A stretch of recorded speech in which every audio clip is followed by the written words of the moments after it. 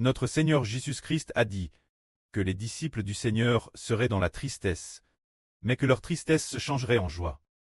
Le Seigneur a de nouveau utilisé une parabole, disant qu'une femme est dans la tristesse quand elle accouche, mais que lorsqu'elle donne naissance l'enfant, elle ne se souvient plus de sa tristesse, au contraire parce qu'un homme est haine dans le monde, elle est dans la joie. Cette parabole que le Seigneur racontait alors, était pour imager qu'il allait bientôt mi-mort. Ce moment-là, ses disciples seraient dans la tristesse. Mais quand le Seigneur ressusciterait d'entre les morts, les disciples du Seigneur seraient dans la joie, et le Seigneur a dit que personne ne ravirait la joie des disciples du Seigneur. Lisons donc, cette parabole raconte par le Seigneur Christ. Le Seigneur dit, « Je viens de dire, encore un peu de temps et vous ne me verrez plus. Et encore un peu de temps et vous me verrez. Vous interrogez-vous les uns les autres sur le sens de ces paroles. En vrai, je vous le dis. Vous pleurerez et vous vous lamenterez. Et le monde se réjouira. Vous serez dans la tristesse, mais votre tristesse se changera en joie. La femme, lorsqu'elle enfante, prouve de la tristesse, parce que son heure est venue. Mais lorsqu'elle donne le jour l'enfant, elle ne se souvient plus de la souffrance, au contraire. Parce qu'un homme est haine dans le monde, elle est dans la joie. De madame, vous aussi, vous êtes maintenant dans la tristesse. Mais je vous reverrai et votre cœur se réjouira, et nul ne vous ravira votre joie.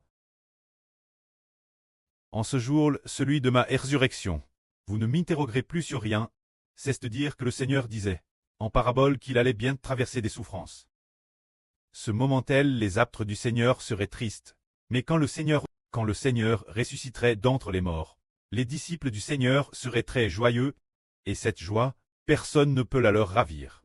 Bien essert ce moment-tel, le Seigneur Jésus utilisait des paraboles, ce qui faisait que les disciples ne comprenaient pas tout fait. Ils ne savaient pas pourquoi le Seigneur disait que ses disciples seraient tristes. Plus tard, le Seigneur a alors dit qu'ils seraient mis morts, mais que peu après avoir te mis mort, peu après, le Seigneur ressusciterait. Mais le Seigneur n'a pas dit explicitement ressusciter. Mais il a dit, mais dans peu de temps vous me verrez. Les disciples ne savaient pas ce que le Seigneur disait. Puisqu'il était mis mort, comment pourrait-il voir le Seigneur bientôt, une fois que le Seigneur fut mis mort, et après sa résurrection? Les disciples ont enfin compris. Ce moment-tel, le Seigneur dit encore ses disciples, en vrai, je vous le dis. Ce que vous demanderez auprès en mon nom, quoi que ce soit, il vous le donnera. Jusqu'à présent, vous n'avez rien demandé au nom du prêt. Demandez maintenant, et vous recevrez, afin que votre joie soit une joie parfaite. Comment se fait-il, qu'en ce dernier soir, le Seigneur était sur le point de se sacrifier.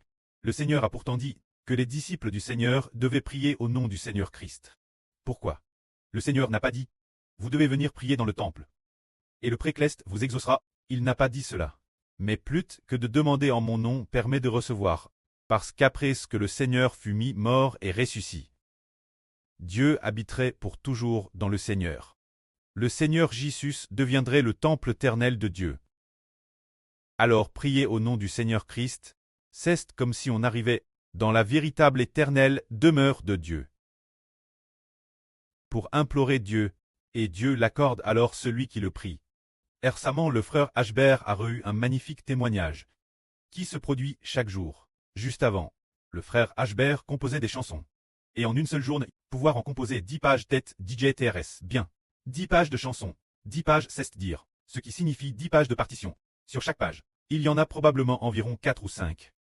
Mais ces derniers jours depuis DJ plusieurs jours, DJ 3 ou 4 jours ou 4 ou 5 jours, chaque jour, il y a un volume de production de 100 pages.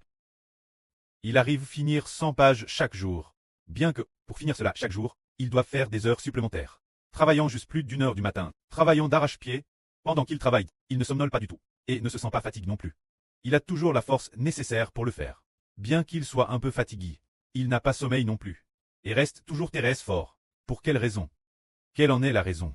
Pour que ce soit encore plus qu'avant, avec une vitesse et une force 10 fois supérieures. C'est parce qu'il a foi dans le nom du Seigneur Jésus-Christ.